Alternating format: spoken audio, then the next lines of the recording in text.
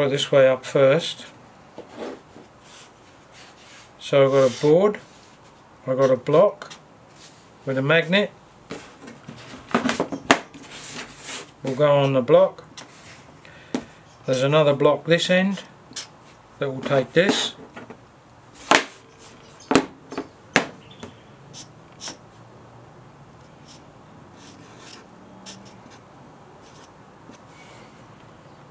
And that is on threaded bar, so can move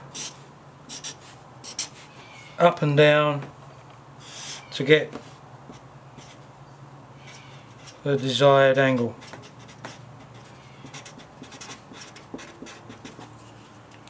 Right, so like that. So I've got to work out how long this is going to be so that I can get this angle sorted out, and it's usually about 20 degrees I think, this sharpening micro bevel. So there, that's not very good, is it? And then there and there. Right, so that's your primary bevel, and these two are your micro bevel.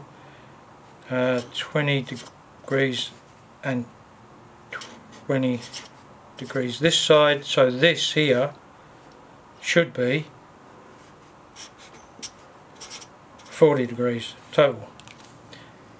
Anyway, so that's about it.